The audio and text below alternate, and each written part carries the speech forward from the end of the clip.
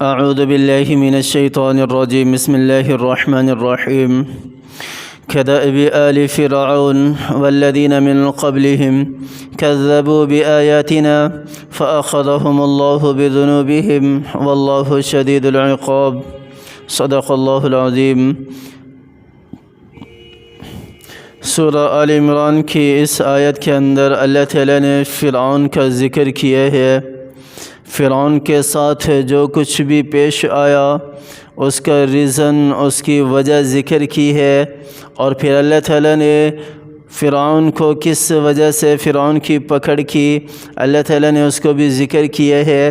لیکن میں بتاتا چلوں کہ ان ساری کی ساری باتیں ذکر کرنے سے پہلے میرے رب نے کدأب آل فرعون کہا ہے کہ جس طرح فرعون اور آل فرعون کے ساتھ معاملہ ہوا، اللہ تعالیٰ اسی طرح معاملہ فرمائیں گے۔ کن کے ساتھ فرمائیں گے؟ ذرا اس سے پچھلی جو آیت ہے اس کی طرف ہم ذرا رجوع کرتے ہیں، لوٹتے ہیں کہ پچھلی آیت کے اندر میرے رب نے کیا ارشاد فرمایا۔ پھر ان لوگوں کی مثال دی فرعون کے ساتھ کہ اللہ تعالیٰ نے فرعون کو عبرت کا نشان بنایا۔ اللہ تعالیٰ نے فرعون کو دنیا کے اندر عذاب کے اندر مبتلا کیا۔ فرعون کون تھا؟ تھوڑا سا فرعون کے بارے میں بھی جان لیتے ہیں کہ فرعون کون تھا۔ فرعون بہت بڑا ظالم بادشاہ تھا، بہت بڑا ظالم بادشاہ تھا۔ اتنا ظلم کرنے والا تھا کہ بنی اسرائیل کو سارے کے سارے بنی اسرائیل کو اس نے اپنا قیدی، اپنا بندی اور بندی بنایا ہوا تھا، غلام بنایا ہوا تھا۔ سارا دن ساری رات ان سے خدمت لیتا تھا، ان سے کام کرواتا تھا، یہاں تک کہ ایک نجومی نے جب اسے بتایا کہ تو اتنا ظلم کرتے ہے، بنی اسرائیل میں ایک لڑکا پیدا ہونے والا ہے جو تیری سلطنت کو تہس نہس کر کے رکھ دے گا، تو اس فرعون نے کیا کیا؟ فرعون نے کیا کہ ان کے بنی اسرائیل کے جتنے بھی لڑکے پیدا ہونا شروع ہو گئے ان سب کو مارنا شروع کر دیا، قتل کرنا شروع کر دیا۔ پھر اس ظلم پر آ گیا، اس ظلم کئی سال تک وہ لڑکوں کو قتل کرتا رہا، بنی اسرائیل کے لڑکوں کو قتل کرتا رہا۔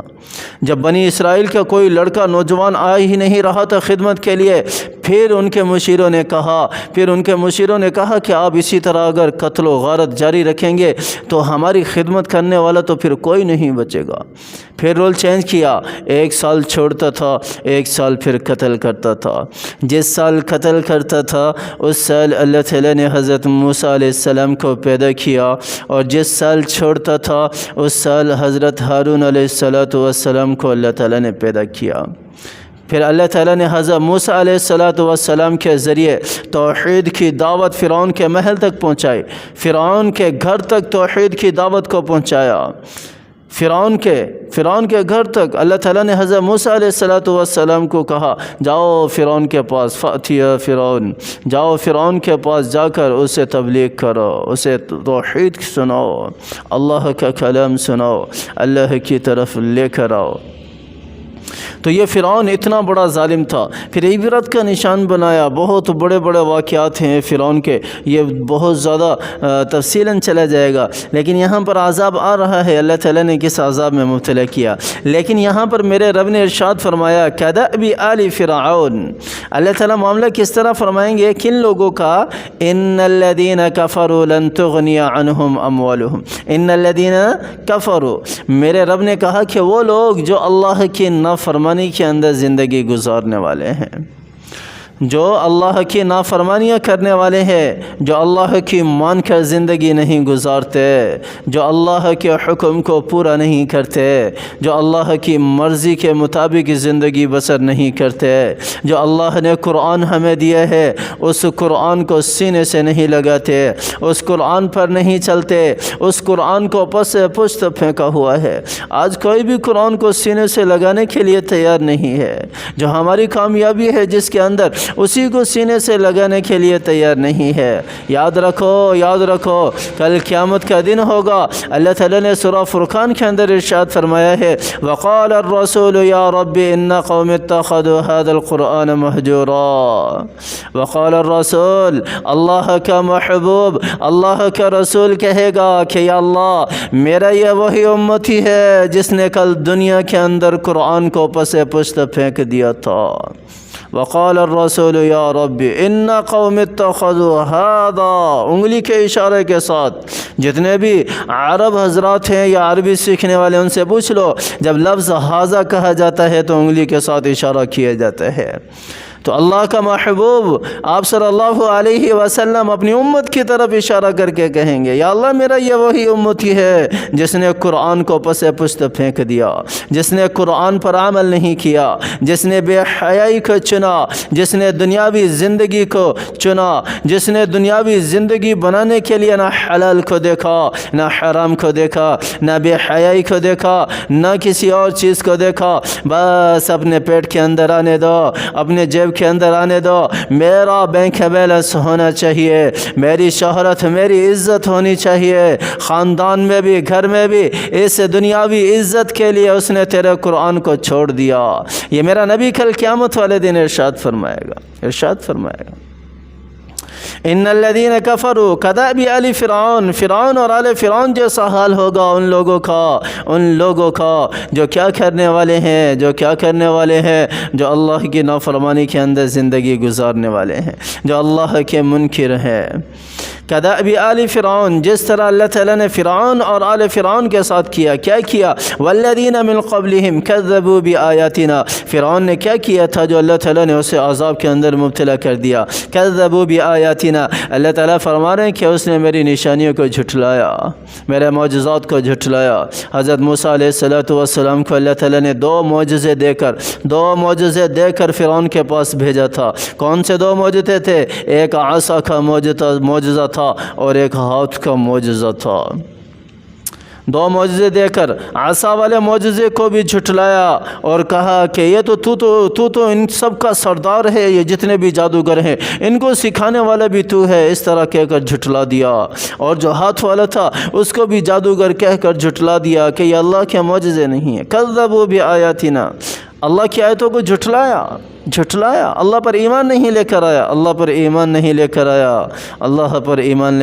آیا، فأخذهم اللہ بذنوبہم، فأخذهم، اور بھی بہت سارے گناہ ہے، بے حیائی والے گناہ ہے، اور اسی طرح قتل و غارت والے گناہ ہے، اور اسی طرح لوگوں کے حقوق پامال کرنے جیسے بڑے بڑے گناہ بھی ہیں۔ لیکن اللہ تعالیٰ نے کیا ارشاد فرمایا؟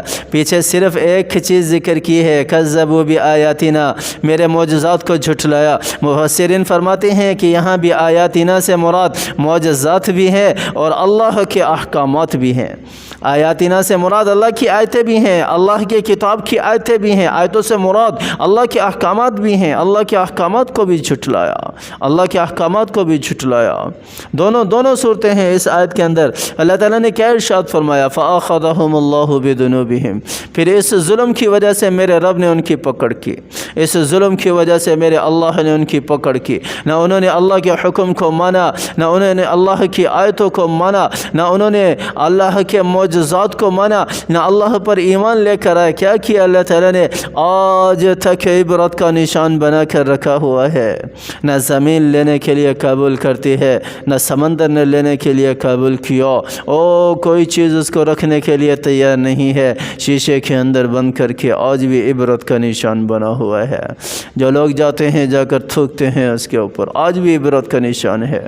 واللہ شدید العقاب، اور اللہ تعالیٰ کی پکڑ بڑی سخت ہے، اللہ تعالیٰ چھوٹ دیتے ہیں، ڈھیل دیتے ہیں۔ ان بطش ربک لشدید، تیرے رب کی پکڑ بڑی سخت ہے۔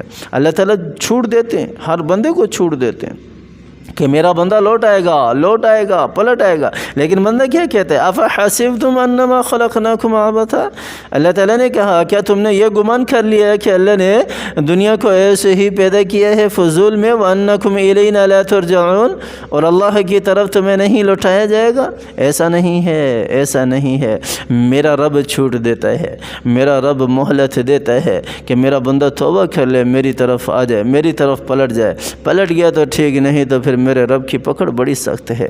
اللہ تعالیٰ ہماری حفاظت فرمائے، اللہ تعالیٰ ہمیں قرآن کے مطابق زندگی گزارنے کی توفیق عطا فرمائے، قرآن کے مطابق چلنے کی توفیق عطا فرمائے، قرآن کو سینے سے لگانے کی توفیق عطا فرمائے، اللہ تعالیٰ قرآن کی تلاوت کرنے کی توفیق عطا فرمائے۔ ہمارے اندر بھی، ہمارے گھروں میں بھی اللہ تعالیٰ قرآن کو زندہ کرے، ہماری تجارت میں بھی اللہ تعالیٰ قرآن کو زندہ کرے، ہماری اولاد، ہماری نسلوں میں بھی اللہ تعالیٰ قرآن کو زندہ کرے۔ اللہ تعالیٰ مجھے مجھے بھی اور آپ کو بھی سمجھ عطا فرمائے۔ اللہ تعالیٰ کی ذات ہمیں عمل کرنے کی توفیق عطا فرمائے۔ آمین ثم آمین۔ وآخر دعوانا ان الحمد للہ رب العالمین۔